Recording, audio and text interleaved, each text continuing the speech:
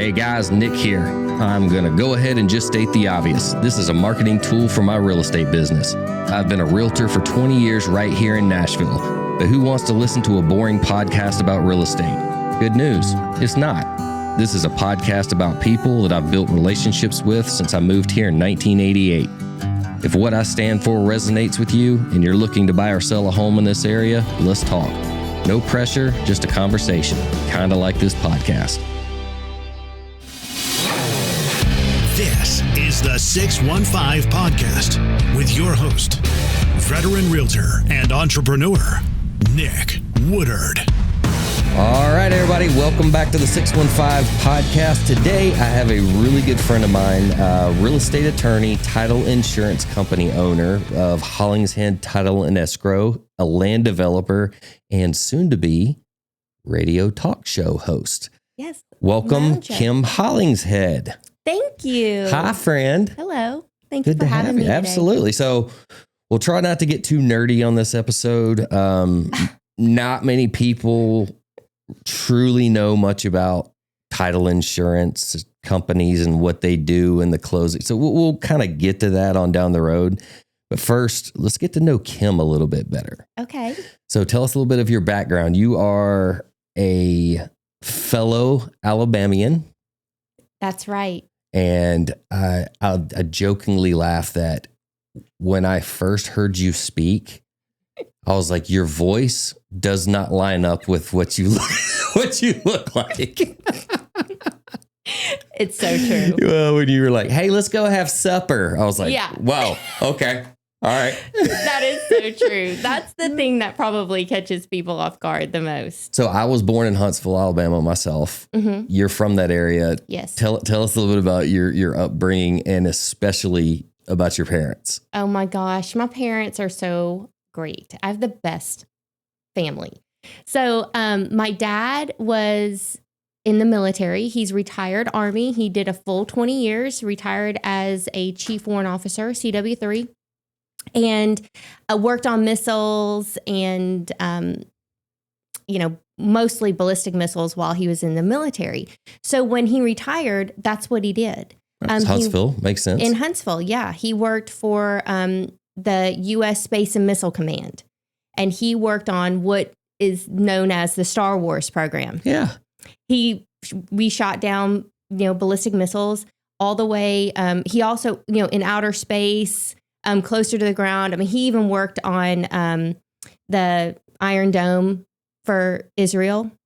Wow. He would, helped place satellites for ballistic missile defense all over the globe. He just has the coolest job. So my dad is very smart. He's like a genius. He's so smart. People have no idea how many brilliant people are in Alabama. Oh, yeah. It's like more PhDs per capita than anywhere else in the world is in Huntsville. He has a little coffee mug that says, well, actually, yes, it is rocket science. And that's precious. It was like, I've got aunts and uncles that work for NASA from down there. So, yeah. Yeah. I mean, we've got like 16-year-old kids with PhDs down there. You're just like, what? But they're, brilliant town. Weird mix of people, though. Also, rednecks. So, it's a great, down-to-earth place to grow up. But I was in Korea, raised in Korea, very, very young age, all the way until I was, 8, moved to United States. And my mom is Korean. So my dad met my mom in Korea and they fell in love. Soon as she turned 18, they came here and got married. I mean, literally, I would think it was 3 or 4 days after her birthday is her anniversary. He couldn't wait. So we've moved around. I was, one of those kids that went to a different school every single year until I was 16 years old. It was the first time I ever did 2 years in a row of going to the same school. It was nuts. Where did you go to school in Huntsville? We did, was it Grissom? You mean high school? High school. Bob Jones High School. Bob Jones. Okay. Mm-hmm. Gotcha. Yeah. So I know my sister went to high school there somewhere in Huntsville. I want to say she went to Grissom. Yes. Tracy went to Grissom. Yes, Okay. we've discussed this. Very cool. Very cool. Okay. Yeah, I love when you whenever you tell a story and you do your mom's voice. My mom, it'll come up. I can't help it. She is the thickest Korean accent. And so that's just how she sounds in my head. Yeah. Yeah. But I love her so much. She's amazing. We're going to jump right into telling this story because everybody has, if you know me at all, you know how good this is that Kim got me. You pulled off the biggest prank on me that anybody has ever pulled off. This went on. Why don't you tell the story? This went on for like 2 years. It is intellectually brilliant and evil all at once. It was diabolical. It was brilliant. Well, it's just because we're such good friends. You know, I love you. And you are one of my great friends of life. Genuinely, you've been there for me in some of my darkest moments. You've been my advocate. You've been my protector, my defender. You've been we laugh all the time together. I feel like maybe it's because we're from Huntsville. And Steven Strickhausen, too, is also from Huntsville, coincidentally, and he's a part of this. And we just laugh together. So this is during, this is like pre-COVID. This started, I want to say like a year or two before COVID. There was this gentleman, and he was a real estate agent, had reached out to Nick and asked for my phone number. So Nick's like, yeah, I'm trying to get you business, of course. He's going to help me out. He's going to get me some closing business, and gives this gentleman my cell phone number. And that ignited like 2 or 3 years of this. He was very, he was not in it for the business. Put it that way. He was very persistent. He was interested in Kim as a person, not Kim as a title attorney. Oh, so awkward. And it was very persistent. So even though I wouldn't respond, it was just every week, every few days. You're gonna love this. Hey, how are you? Hey, happy Saturday. Happy Valentine's. What are you doing for Columbus Day? It was literally like just a nonstop. And then he was on my social media, blowing me up on social media. And he said in his initial text, hey, I got your number from Nick Woodard. And I was like, oh, thanks, Nick, at first. And then later on, it was like, Nick, I'm going to get Nick. I'm going to get him for this. It was like this nonstop thing. And then it just kind of escalated, and he had a hard time. This poor fella had a hard time.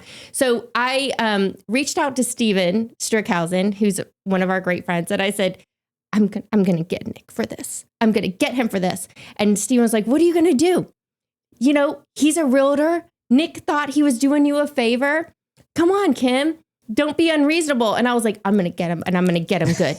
So without saying anything to anybody, I go on Joe Biden and Nancy Pelosi's donation pages and made very small donations from Nick Woodard to Nancy Pelosi, from Nick Woodard to Joe Biden, complete with his address and his cell phone number and email address, of course. And I sent it all to Steven, screenshots of it all. And he's like, oh my gosh, oh man. And I was like, don't say a word. Don't say a word. So he starts getting, I guess, because I didn't see this. Calls, email, just thank you for your donation. We love your support for the Nancy Pelosi campaign. I'm like, who the hell thinks I am going to support Nancy Pelosi? This is amazing, by the way, because it's just like the greatest way to get him back. Because it's like unwanted solicitation. It was just perfect. And I was like, yes. And so Steven would send me screenshots of Nick on a group text losing his mind. Okay. For 2 years, we're secretly laughing behind his back. Years. For 2 years, this goes on. Like he's like getting spammed every week. And it was just so satisfying because he had no idea it was me. Steven's just sending me screenshots and we are laughing behind the scenes. Finally, fast forward, it's like 2024 and it's 4th of July. We're at Steven's house having this 4th of July party. And that was a great party. We had such a good time. It was fun. We're sitting around talking with Steven's daughter about pranks.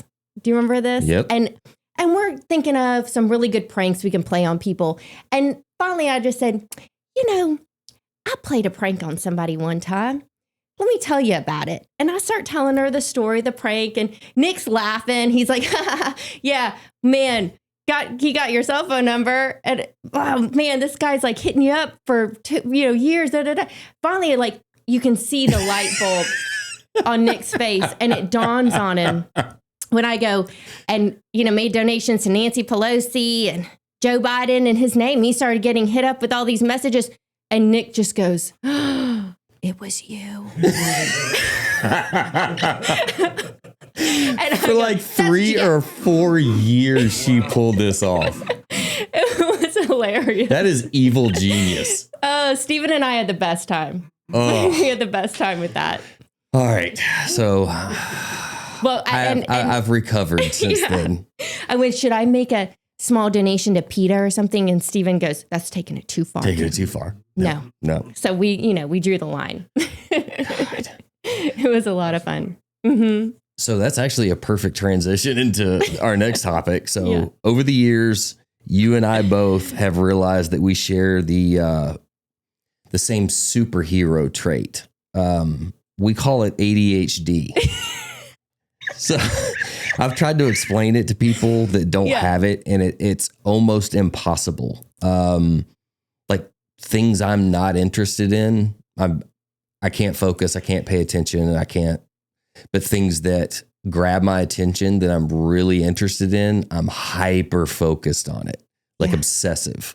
I love the art of the deal. So negotiating and contract, like love that stuff. Yeah. But the behind the scenes stuff that I really just doesn't hold my attention, I have to delegate it out because I can't handle it. I can sit in the deer blind all day long or fish for 3 days straight, but I haven't finished a book in 5 years. I've read the first chapter of like 20 books. So true.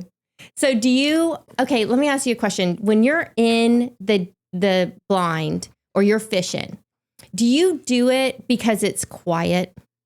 Like, do you do well? Yes, it's quiet. Mm-hmm. It's where I feel closest to God, the Holy Spirit.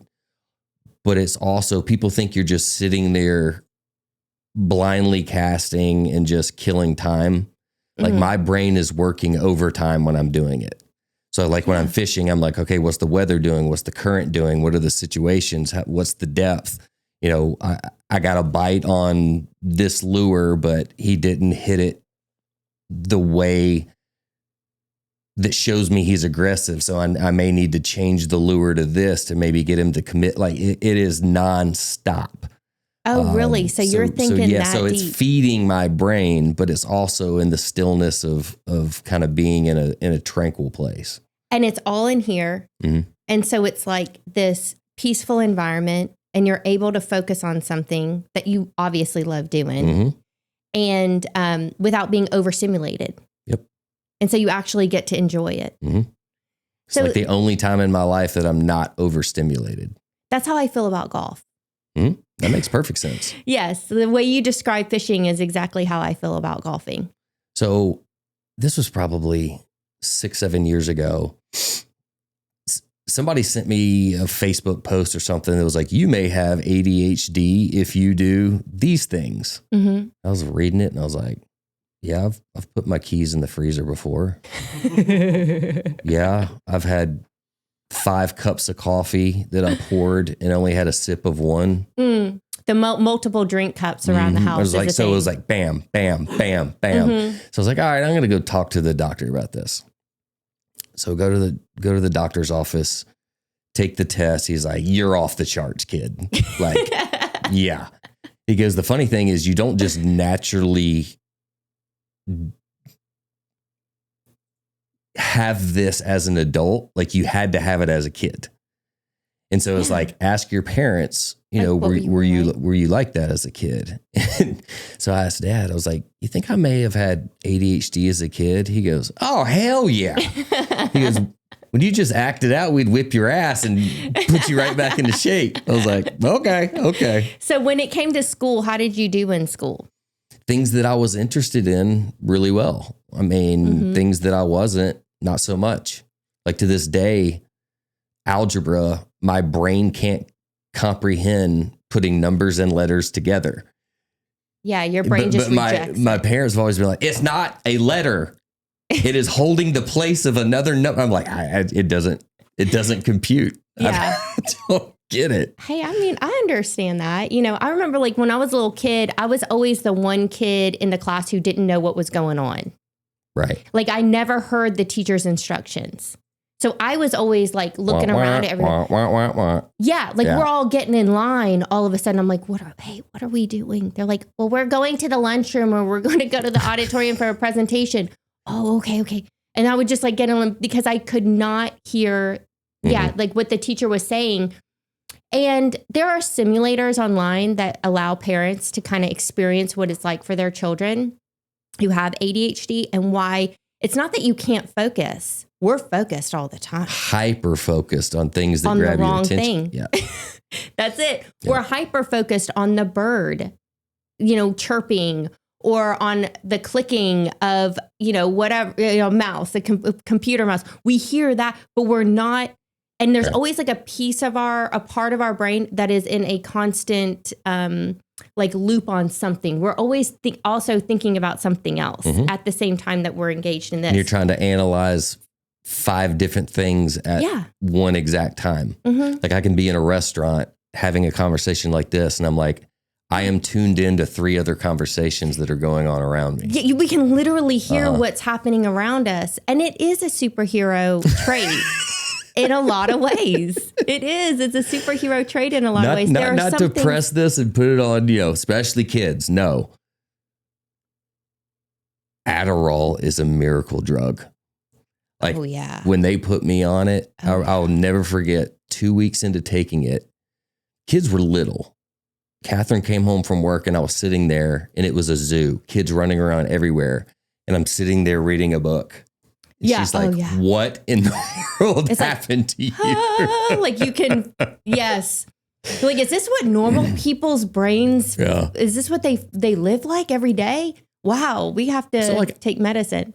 In the business world, I've learned, it's not a hindrance. It's not a crutch. It's not, something that's necessarily negative. It can be a very positive thing. I've just learned that I have to delegate those things that I'm not good at to other people, so like a transaction coordinator, something like that. Like, I love doing the deal, the negotiation, the relationships, all that stuff. And then when it comes down to the technical stuff, you got to stay in your lane. Yeah. Find someone that does that better than you do. I think that's great advice for anybody. And also like learn how your ADHD shows up in your life. Cause like for me, it shows up. Probably one of the top ways is time blindness. I literally don't know how long it takes to get anywhere. I think I can get everywhere in the city in 20 minutes. Which that's very different from me. Like, really? Maybe it's because I grew up here and I drive circles every single day. But my brain can compute. Like when I was coming down here, I was like, it'll probably take 25 minutes. And then I'll get here and it'll be like 24 minutes on the dot. Know exactly. Like, I don't know what it is, but my brain is a little different to where I'm very good on time frames and I'm very good on directional relation. Like I know what's north, south, east, and west, no matter where I am. It's just a natural. That's how it is. See, everybody's is different. Yeah. It shows up differently. Like I think that I can get ready in 20 minutes. I can't. It takes an hour. But I will only give myself, the amount of time that I need. And then I'm running late everywhere I go. So I've learned to manage that by, using alarms on my phone or taking a ton of notes. Right. These, we all have our tips and tricks of how to manage it. But I do think it is, it makes us creative. We're spontaneous. We really can handle a lot more than I think the average person can in terms of productivity.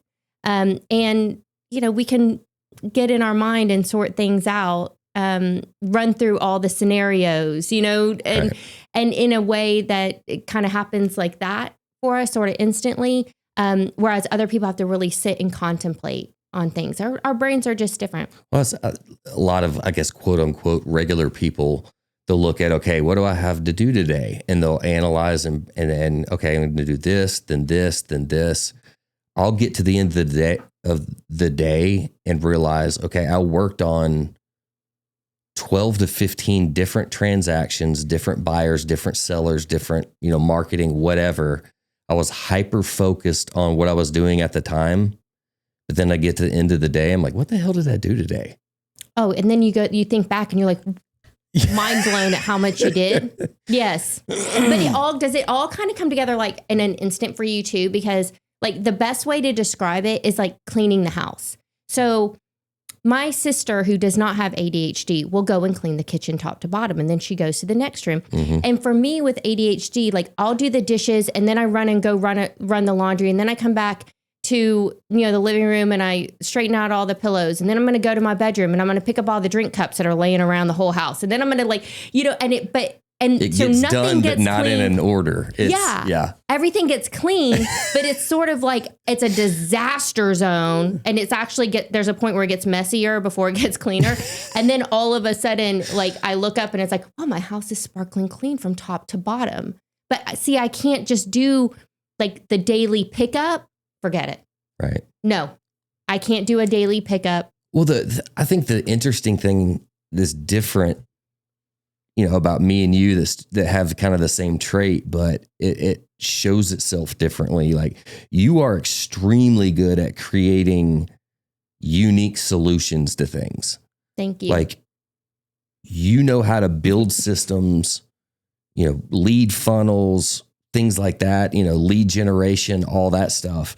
Like you created a lead generation system that you pulled me in on that, it collects these leads and then it sends them out to the agents, and we're supposed to follow up and yada, yada, yada. Yes. So when you first called me talking about it, you were like, you're trying to explain how it works. And in the middle of it, I'm just dozing off. And we get to a point you're like, Nick, just call the damn leads and do your thing. I created it. You don't really have to know how it works. You know how to do it. You do what you're good at. Go. Yeah. So you go do it. That's exactly it. But like you can look at a problem and go, okay, I'm going to build something to solve this. Yes, because I'm a business owner. So I have to do that. There is no school that teaches you, how to use AI for social media engagement. I don't have a resource I have to learn how to do that. And then I have to figure out how to implement that in my business. So you do end up learning how to do everything a little bit. I'm like the copier lady and the coffee maker and the IT department. See, I learned from after doing it. Yeah. Like you can explain to me how this thing is built right over my head. I love it. But once I get into it and learn how to do it, I'm like, all right, makes perfect sense. Yeah, you see how it do what you're good at. I make relationships. I do deals, transactions. People trust me, like me, know me. I'm not going to sit there and build a system that creates leads. That's just not how I'm wired, but I'm going to handle them really, really well. That's right. So I think it's so important for us to be able to, lean on other people's, what they're good at and learn from it and go, okay, I can bring my talent to this and make it better, even though never in a million years would I have sat down and created a program from AI to generate leads. Yes. You are the kind of person that I use this term to describe a racehorse, because there's all different kinds of horses, but the racehorse does one thing. They run in one direction around the track, and they do it as fast as they possibly can. That's all they do. And you're like that racehorse, right? I mean, you're not the jack of all trades. You're not the person who's going to learn how to implement this. You do one thing and that's it.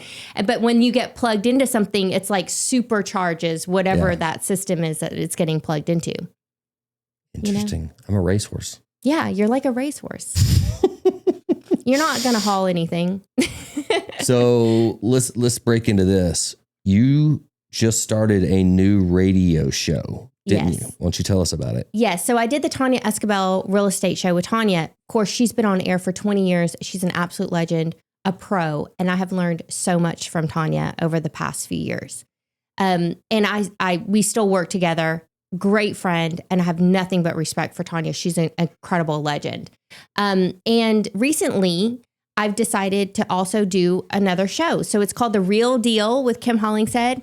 It's on Super Talk 99.7 on Saturdays from 9 to 10. Very cool. Thank you. And we're going to be talking about all kinds of things: real estate, mortgages, business, and, just Nashville in general, just a wide range of topics, not just real estate and mortgage. Yeah. And this, like what I've done with the podcast, it's like, it has a real estate spin on it, I guess. Mm-hmm. But nobody wanted to just tune in and listen to real estate all the time. Like, I want to bring creative stories, let you get to know the people that actually live here in Nashville and what their background is. Mm-hmm. Yeah. But you can tie it into what you do too. I mean, tie it all together, make it entertaining. Sure. Yeah. And it's a show for consumers. It's on the radio show. So it's not an industry show. We want to educating the general public and consumers on homeownership and how important it is, and trying to help drive more people into homeownership is really my calling when it comes to the show. So it's really more about just educating the public. You've always been great about, teaching. Thank you. You're not just someone that just closes the deal out, and like, you really want your people to understand. Yes. Yeah. We won't move forward. And when you do a closing with me, I'll ask you, are you comfortable with this before we move forward? Because if they have any questions, I want them to ask me. Yeah. Because I like to nerd out on it. Like you said at the top of the show. Let's quickly talk about that a little bit. The nerding out stuff. Yes. A lot of people know that the title company, title insurance, all that is a part of a real estate transaction, but they really don't understand that. So like, they know, hey, as the agent, I negotiate, secure the real estate contract, then I pass it on to you. What's your role from the time you pick it up? Yeah, it is. So my role is to make sure that the title is good and that the person who's buying the property is buying it free and clear of any liens, encumbrances, or title defects, and that the lender, whether they're in first or junior position, that they are in the right position and their lien priority is secured. And I do that by researching the title. We do what's called a title search, and then we do an examination. And then when I feel comfortable with it, we issue a title insurance policy. And, the reason that you have to have an attorney, well, you don't have to have an attorney, recommended that you have an attorney involved. But the reason why you have to have title insurance, you need to have it. If you're getting a loan, the mortgage company makes you buy it. If it was not valuable, lenders would not require it, right? If you're in the toughest mortgage market that this country has ever seen, ever, as far as records are going back, and you can gain a $2,000 edge on closing costs or a $3,000 edge on closing costs over your competitor, would you take that edge? You would. This is a product that they absolutely require on every single loan that they issue, because they know it is a must. They cannot waive that, no matter how many more loans they could possibly close. There is no way that they would. And consumers and realtors really should view title insurance with that same regard. It is that valuable. The Supreme Court has said, U.S. Supreme Court has ruled on title insurance and said it is fungible. It has a value to it. It is an actual product that we sell. And the reason is because I'll explain it to you like this. There was that TV show, like, Who Do You Think You Are? Is that what it was called? Who Are You Really? Whatever, that TV show with the genealogy. Okay. Yeah. Where they look up your genealogy. Oh my gosh, I always get names wrong. But they look up your genealogy and they go, okay, well, we started here and then we went to the census record. And then we found a church, record that says that they were a member of this church. And they're just going back as far as they can, looking through all the records. Land records are like the same. Yeah. They're like genealogical records. There is no lookup. I can't plug a property address in, and go 123 Franklin Road. Oh, and here's the title examination for 123 Franklin Road. Here's who's on title. No, the only person who can really tell you who's on title is an attorney. Because even if you have a recorded deed, if that person is deceased, who owns it? Well, it's their heirs. Well, who are their heirs? Did they have a will? Did they not have a will? So they didn't have a will. Well, who are their kids? You know, oh, that one kid is deceased. Well, now we have to do this again for that kid. So like, it's much more complicated than people realize when it comes to examining I didn't title. even know that. Yes, Wow. you have to have an attorney review title for you. And the reason why title examinations and searches take a long time is because the records are a mess. There is no like property lookup. It's a grantor grantee search. I'm searching by names. So I search the name of the current owner, and that's going to give me that deed. That tells me who sold it to them. Then I'm going to search everything with that seller's information, and we're going to go all the way down the chain, and we run 40-year searches. So we're going to go back at least 40 years. Sometimes we have to go back further if it's going to take longer for us to hit a warranty deed. And then we're going to run that search back the other way from all the way 40 years ago, all the way to today. That's going to tell me every one of the liens and the encumbrances. This person drafted a driveway easement. Oh, there's restrictive covenants, right? They subdivided this lot 20 years ago, right? And then it's going to give me the property taxes and all that. From this gathering, this is called the title search, the gathering of these hundreds of pages of documents. We actually examine every single document because buried in a deed, in the boilerplate or the body of a deed, could be an easement, an access easement. It's not a separately recorded document. That nobody it's just ever knew inside about. The deed. Right. And so you have to you're examine protecting it. that buyer from buying a property, not knowing there's something that could come back and bite them. You're now taking on that risk. Okay. Yes. Let me give you a real world example that I'm dealing with right now. I did, and it's not a clean science. And that's why I want to bring this story up, is to say that two attorneys can have a different opinion. It's not a perfect science. That I conducted I conducted a search. We have exactly the same documents that we are reviewing for this particular property. He says that there's an heir who's missing a 1/6 interest that was never conveyed. I say, no, that heir, that interest that you're talking about belongs to a neighboring parcel. It doesn't belong to the subject property. We have a survey and we still can't decide. That is the reason why you need title insurance, because if the current owner of the property did not have title insurance, which they do, thank goodness, because they're filing a claim with the insurance company now to cover this. But if they didn't have it, you would have to go to court to quiet title. That's a full-blown lawsuit. It's a full-blown lawsuit, $20,000 just to quiet the title. Now, what if it turns out that this heir really does hold a 1/6 interest? Well, they're selling the property for like $300 and something thousand. So they'd have to pay this person some money, probably, maybe $50,000, $60,000 just to get that interest. So now this person who currently owns the property, to clean up this title, just to sell it, they can't even sell it until they get all this done. We're talking $20,000, $80,000. Not to mention the fact that now there's a boundary line dispute because we don't even know where the boundary lines are between two of these parcels. And all of this is discovered in the title search. Now, because these people they bought a title insurance policy for like $800. The $800 that they spent is going to save them $80,000 now, because the title insurance company is going to pay for all the legal fees and everything associated with getting this cleaned up. So like this person that had the 1/6 interest or whatever, do you ever come across people that had no clue that they had an interest in something? Yes. And all of a sudden you're like, hey, you're owed some money. This is the reason why when you have your title rep walks in the door and says, well, the reason why you need title insurance because of liens, defects, and missing heirs.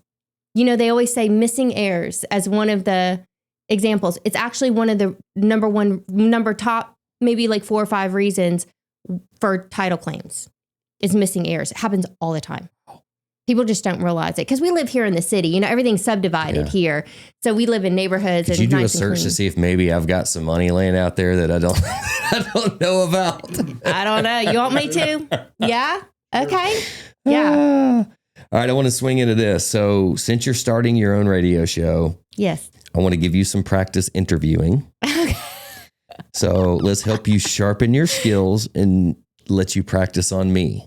Okay. You are now the host of the 615 podcast Really? for the next few minutes. Okay. All right. Well, welcome to the 615 podcast with Nick Woodard. I'm today's co-host, Kim Hollingshead. We're going to turn the tables on Nick. He is going to be asked some questions. Now, here's one question that, it's one of my burning questions for you, actually. Okay. Oh, God. So your branding is 615, which I absolutely love. You are from Williamson. Well, you're originally from Huntsville, but you're from Williamson County. You went to Brentwood High School, right? I did. Okay. Everybody says that Brentwood High School was wild back in the day. Is this true? I don't know about wild. We, there's different levels of wild. We had a good time. For the most part, we were very responsible.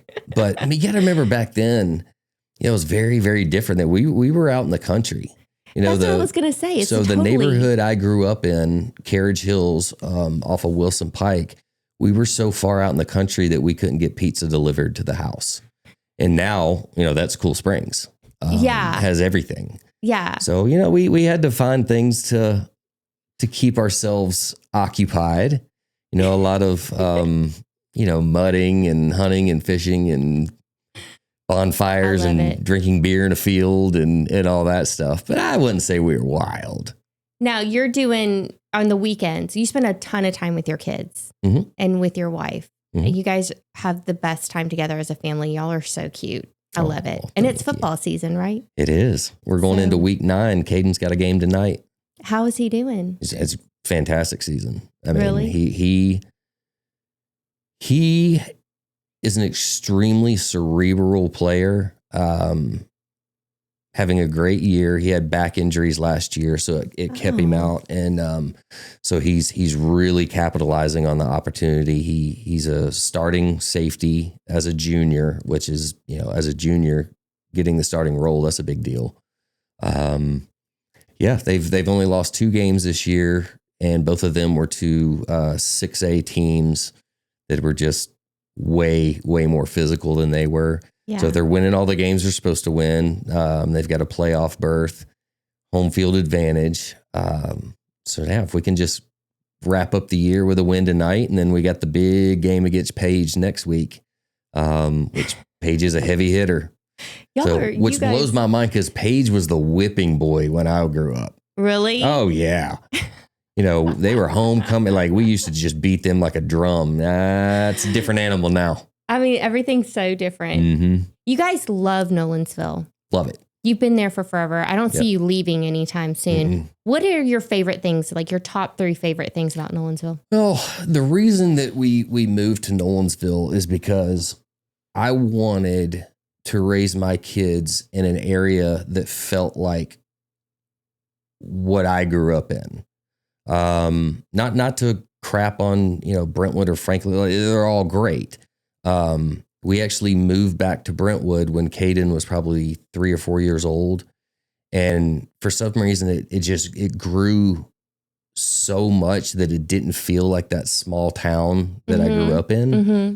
And we saw Nolensville as the kind of the beginning stages of becoming something big, but it had that hometown feel to it. Mm-hmm. The one thing I love the most about living in Nolensville is I have a Polaris Ranger that I can just drive. We'll go to dinner, we'll go to ball practice. You can even go to church driving your Polaris Ranger. That's been fun. I tell clients all the time, the thing that is different is everybody knows each other because all the kids are on the same, ball teams or church or whatever. I know other parents see my kids around town and they're keeping an eye on my kids. I'm keeping an eye on their kids. Mm-hmm. So you feel like you're in kind of a protected bubble, I guess. But you have relationships with your neighbors to a point they genuinely care about your kids and keeping an eye on them. And that's that small town feel that I absolutely love. So what Now, do you know what the plans are for that city in terms of traffic? Because, everybody knows that's probably the number one challenge that Nolensville Turning has. left. That's the No number left one. Nolensville. Yes.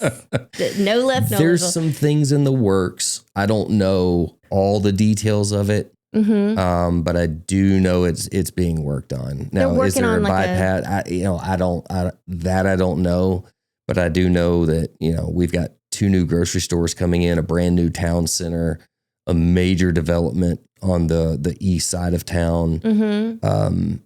It's exploding. Now, we're gonna have to figure out the traffic. Because that would be the one reason why I would not move to Nolensville. That's literally the only negative thing that many people have told me. However, you look at Spring Hill Thompson Station, they suffered that too. You have basically one way in, or two ways in. You can go 840 in, or you can go all the way down to Saturn Parkway and come in that way. But if you're between Thompson Station and Spring Hill, you're kind of locked in. And then they just opened up June Lake intersection. So that was a game changer for down here. I mean, that's really helpful. The Spring Hill had put a moratorium on building for a while because they just didn't have the infrastructure in place. And I would say that's the number one reason why suburban areas are not built out where you think that they should be, is because they just don't have the water, the sewer, the road. But that's also cool. It keeps that small town. It does. Keeps it intact. Go, okay, there's still a little bit of room for growth here, but we're not going to let this get out of hand. Well, Nolensville is like one road, though. I mean, it has this opportunity because it does have like a really neat sort of, quote, downtown area. The old town area of Nolensville is beautiful. But the planning has kind of been a little delayed, I think. Yeah, well, City planning is so important. Well, I think it happened so quickly. And then now you're like, okay, what can we do? Hindsight now. To try to undo some of what there's some turning lanes and stuff like that going in. But again, it kind of is what it is, because I tell people in Nashville, everywhere has traffic now. It's just different. But they have street lights. They do. So, well, it's true. They have street lights. Maybe Nolensville, if they don't want to do street lights, maybe they can take a look at some roundabouts. Yes. There are some things in the works that I know they're working on, but you have so many people wanting to go to an area because it's a special place. And now you're like, okay, we got to make some adjustments here.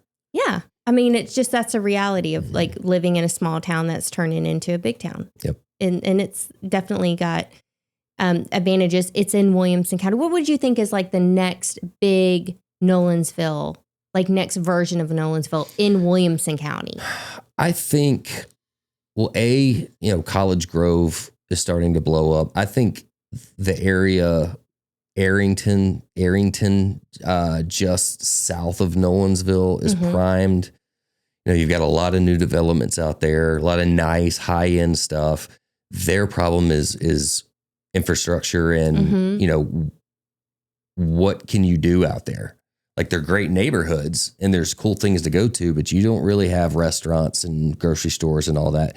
You're starting to see that pop up in Nolensville and kind of bleed down that way. Yes. So we've got a new Publix and Kroger and shopping center and all this stuff that's supposed to open at the end of this month. That's going to open up a lot of opportunity for Arrington and College Grove, because all of those people had to always go to Franklin or Berry Farm to shop and go to dinner, and now all those people are going to be coming into Nolensville, and I think you're going to see a lot of growth from Nolensville southward into Arrington.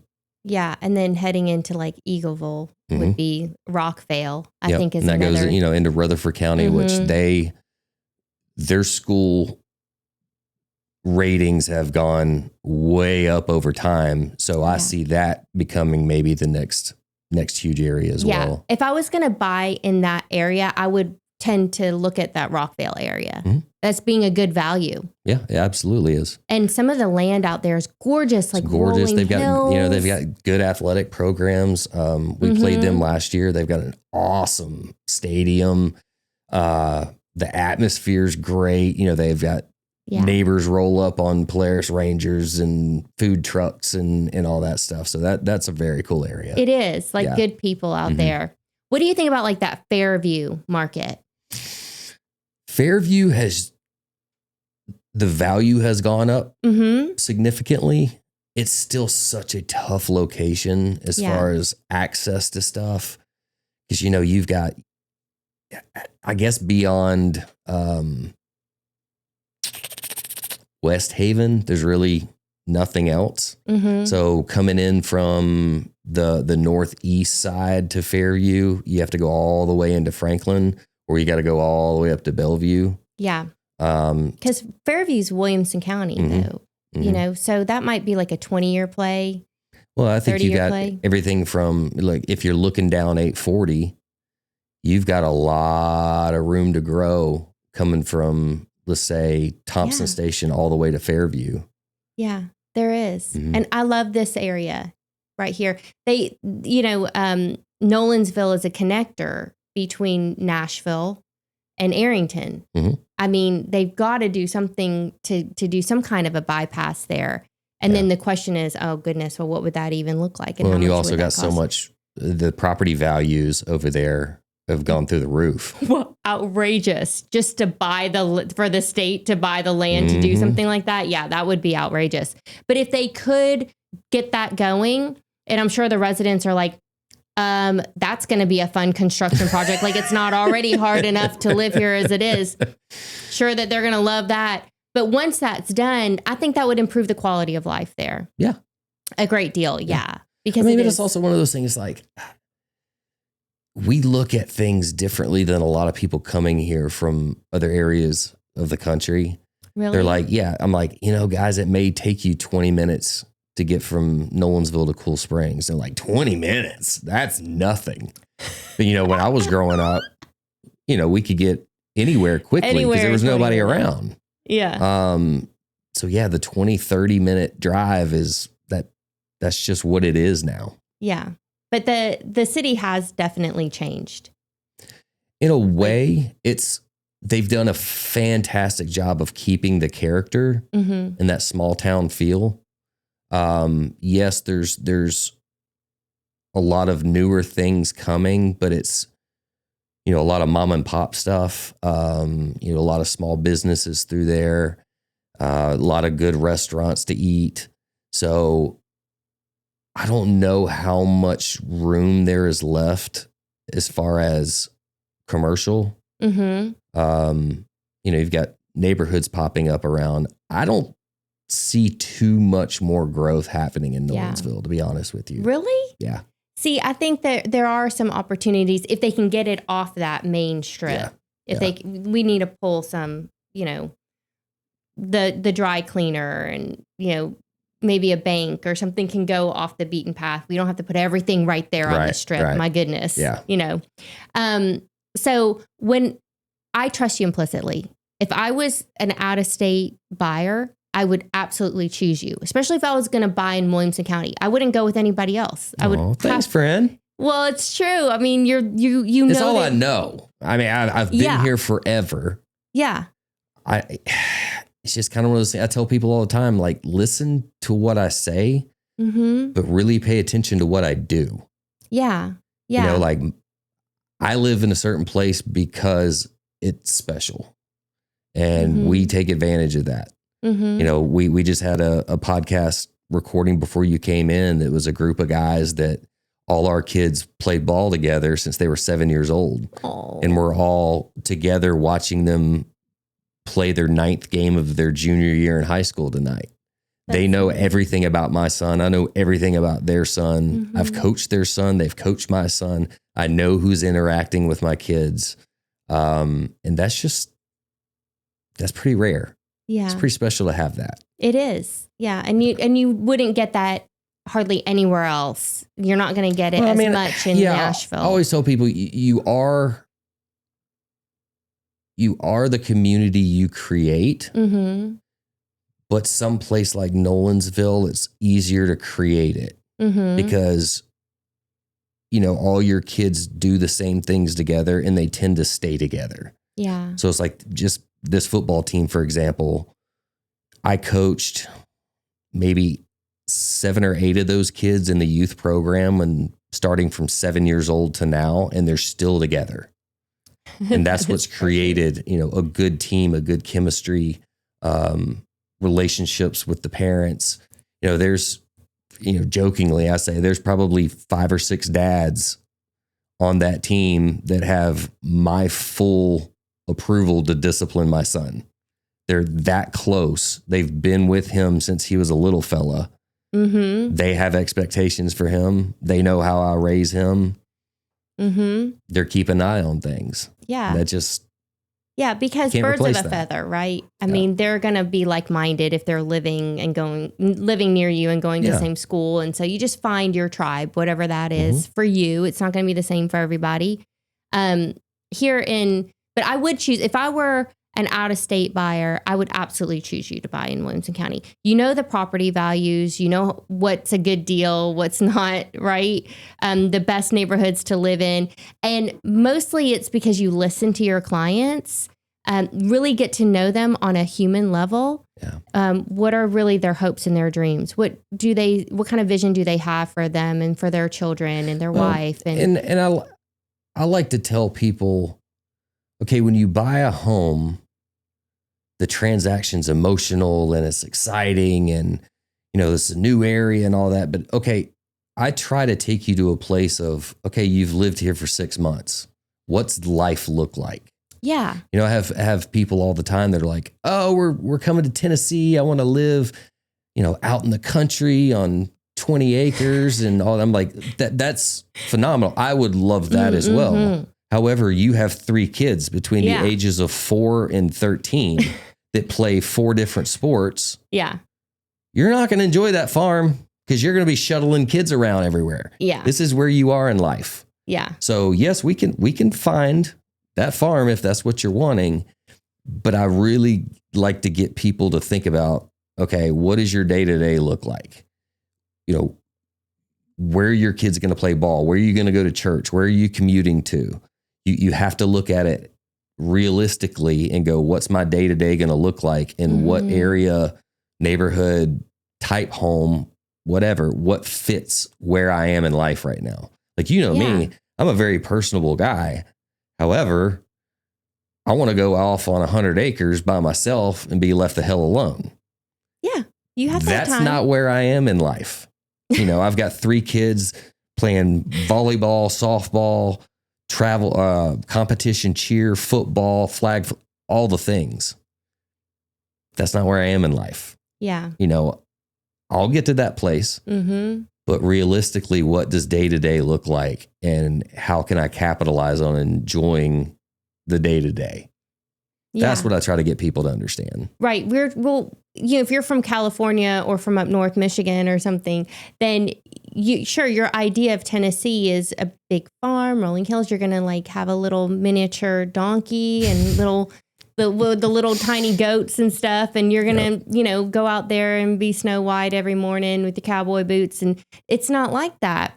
It's really, but you can get that same feeling and get that same lifestyle, but improve it by living in a place like Nolensville, where you have the creature comforts of suburban living, but still feel like you're out in the country without having to buy the farm.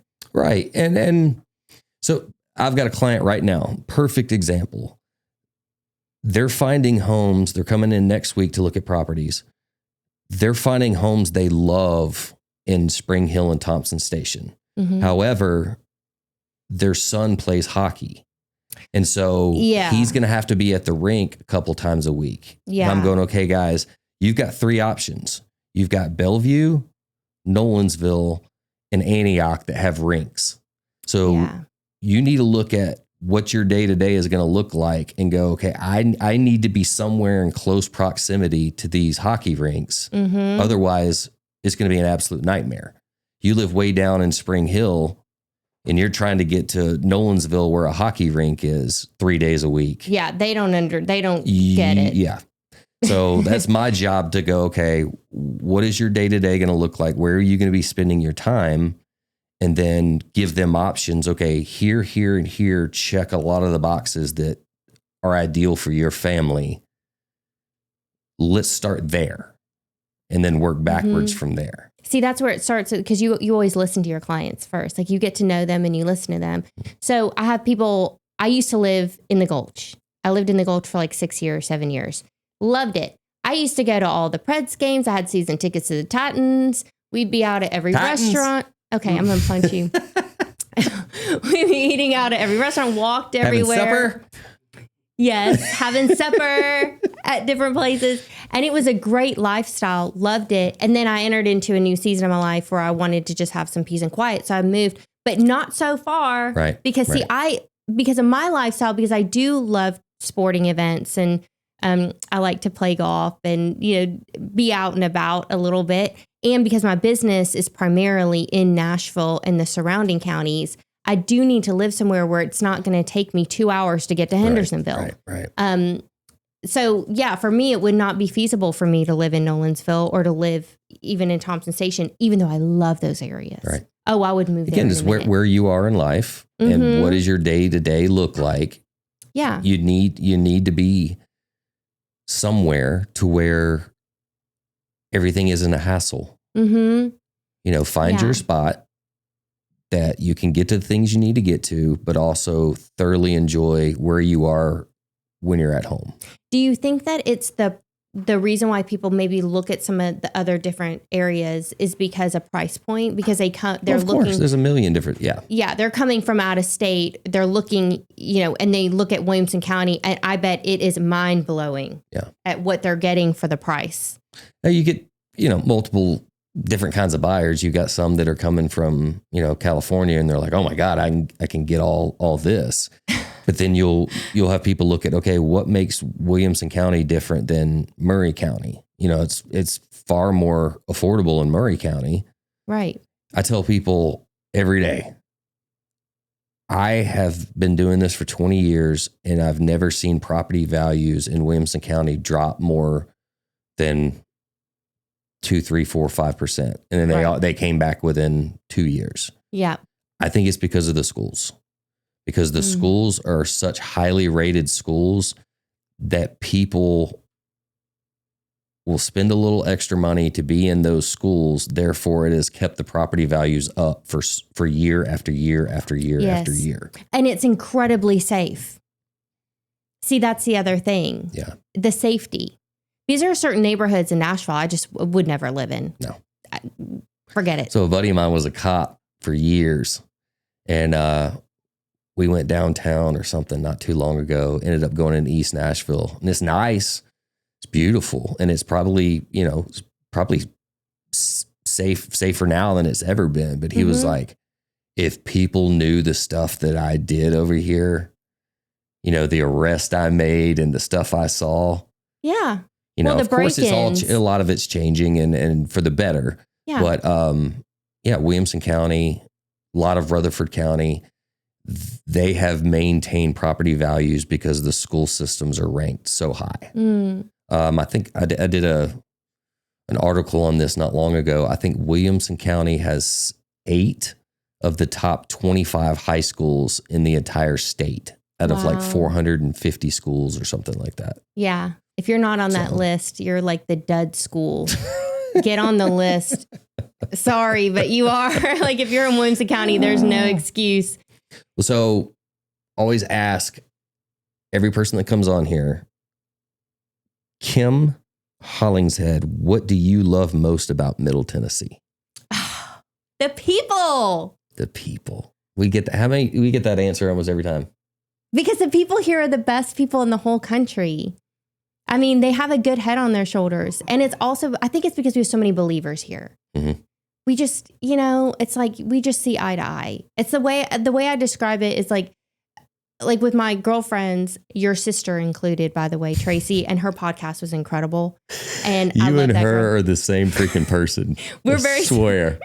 We're very similar. We see the world in a very similar way. But with her and like my Lipscomb college sweethearts, I call them, my girlfriends from college, they're, I can just use shorthand with them. Like I don't have to go into the whole context of it. I can just say, yeah, girl, no weapon. And they're like, mm-hmm. That's all I have to say. Like they get it. Try doing that anywhere else. Yeah. I mean, there's just a culture here of everybody's going to church and everyone believes in Jesus. He's our friend. And we believe in the goodness of God. We have a hope and dream for our future. No matter what life throws at us, we know that we have our rewards are in heaven. And we hold on to these beliefs. And it also keeps us grounded. And so we don't have a lot of the shenanigans here. Yeah. Like I can't deal with shenanigans. So like I could never live in like San Francisco, the riffraff. No. I mean, sometimes I can't even go to like downtown Nashville, like Broadway. I'm like, ugh, just even in the Gulch with the party bus rolls by, I'm just like, ugh, I can't. I have people ask me all the time, what do you do? What do you love doing in Nashville? And I'm like, no, I don't really go that much. Oh, you mean to the city? Yeah, sports? Yeah, sports. There's a couple restaurants I like. We go concerts 2-3 times a year, but yeah, we like concerts. We like shows. We like, going to the Ryman and doing that kind of stuff. But like, yeah, I mean, it's so much riffraff. Like the drunkenness at 9:00 in the morning has it's out of control. Hey, I've got a project for you, actually. Okay. I've got an assignment for Nick, and we're going to see if he pulls this off. I'm at Milk and Honey the other day, and I look at this table next to me, and there are these 3 burly men. I mean, they got mustaches, facial hair. They got their baseball caps on, and they're drinking mimosas out of champagne glasses at breakfast. And I said, you know what we need? We need a good old-fashioned style bourbon drink that's for breakfast for manly men to drink so they don't have to drink champagne. Drinking bourbon in the morning. We need a burly, manly drink that is not a mimosa. It is one of the weirdest things about Nashville, seeing all these guys get up. They don't want to drink a beer in the morning, so they're all hitting up the... I don't drink in the morning, period. I know, it's gross. It's weird. Oh, Lord, Kim. Love you, friend. Love you. You still have that assignment, though. I'm going to let you make something up. I'm on it. Okay, good. I'm on it. All right, we're going to wrap this one up. Appreciate you coming by. Like you have always been one of my biggest supporters. You've been there for me at my lowest as well. And you're such an awesome, awesome friend. And love you to death. I love you too. See ya. All right, bye.